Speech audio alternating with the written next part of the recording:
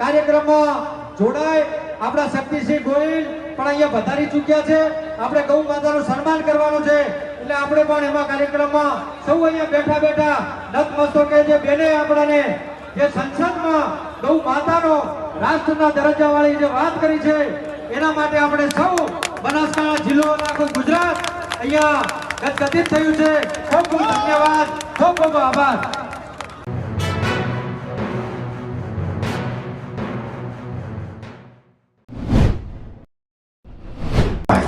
આપણે પહેરીએ કોઈ પ્લેટિનમ? અમારી બહેનો દીકરીઓ બહુ બહુ સારું થાય, સોનું પહેરે, પ્લેટિનમ પહેરે. સોના કરતા મોંઘી ધાતુ એ પ્લેટિનમ. આ ભાજપની સરકારે પ્લેટિનમ ઉપરનો ટેક્સ ઘટાડ્યો, પણ ખાતર, ખાણદાણ, ટ્રેક્ટર, ખેડૂતની લેવાતી ખેતી માટેની દવાઓ એના ઉપર ટેક્સ ન ઘટાડ્યો તો આપણા કહેવાય ખરા ભાજપ ન કહેવાય ને? તો આને પાઠ એકવાર ભણાયો છે, બીજી વાર વાવમાં ભણાવશો ને?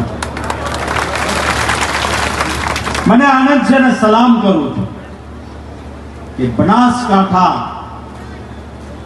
એ એવા વિસ્તારના લોકોનો વિસ્તાર છે કે કદાચ કુદરતની મુશ્કેલીઓ વચ્ચે જીવીએ છીએ. કદાચ અબજોપતિ નથી, કરોડોપતિ નથી, પણ ખાનદાન લોકો વસે છે કે જેને બનાસની બેંક ખરીદી નથી શકતી પણ બનાસની બેનનો પ્રેમ ખરીદી શકે છે. આ લોકો છે એના, અને એમનો મને ગૌરવ છે. અહીંયા જીરું, રાયડો, એરંડા આપણે આ વિસ્તારમાં પકવીએ છીએ. એમએસપી એટલે ન્યૂનતમ મૂલ્ય.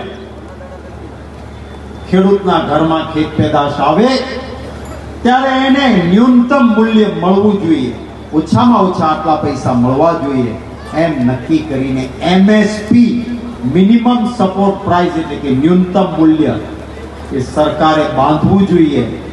નથી રાયડા માટે, નથી જીરા માટે કે નથી એરંડા માટે, અને એટલે અહીંના ખેડૂતને મુશ્કેલી પડે છે. આપને સૌને ખાતરી આપું છું કે આપના આશીર્વાદથી ગુજરાતમાં જ્યારે પણ કોંગ્રેસની સરકાર બનશે આ બધી ખેત પેદાશોની ચિંતા એ સરકાર. આખો એશિયા ખંડ છે આપણો દુનિયામાં, એમાં સૌથી વધારે દૂધ પેદા કરનારા ક્યાંય વસતા હોય તો એ પૈકીનો કોઈ વિસ્તાર હોય તો એ આપણો બનાસકાંઠા છે. આપણે અહીંની કાંકરેજની ગાય દુનિયામાં ઉત્તમ દૂધ આપતી ગાયોમાંથી ગણાતી, અને છતાં એના પશુપાલકના દીકરાને ડેરીમાં નોકરી જોતી હોય તો કે ન મળે, એને પૈસા દેવા પડે. એને આ અન્યાય, આના સામે લડવું છે, અને એમાં આપ સૌની જનતાની તાકાત જોઈએ. ખરા અર્થમાં નર્મદા વિભાગમાં હું મંત્રી હતો એટલે જાણું છું. નર્મદા યોજનામાંથી 19 લાખ હેક્ટર જમીનમાં નર્મદાનું પાણી આપવાનું હતું. ઉત્તર ગુજરાતના એક ખેડૂત, બનાસકાંઠાના ખેડૂતના ખેતરે ખેતરે નર્મદાનું પાણી પહોંચવું જોઈએ. અરે ગંદુ ગટરનું પાણી નહીં, નર્મદા મૈયાનું ચોખ્ખું પાણી મળવું જોઈએ. આ તમારો અધિકાર. આ ભાજપની સરકાર આવી, આ 19 લાખ હેક્ટરને આપવાનું હતું, એના ઉપર કાતર મૂકી અને 9 લાખ હેક્ટર જ ખેડૂતને મળ્યું. બાકીનું ક્યાં ગયું? તો કે પેલા માનીતા ઉદ્યોગપતિઓને પાણી આપી દેવાનું છે, ખેડૂતના ખેતરે નથી પહોંચ્યું. અને એટલે આપણો ખેડૂત નર્મદાનું પાણી એ ઉદ્યોગપતિને જોઈતું હોય તો એને પૈસા દઈને ખરીદવું પડે, કૂવો કરવો પડે, બહારથી લાવવું પડે.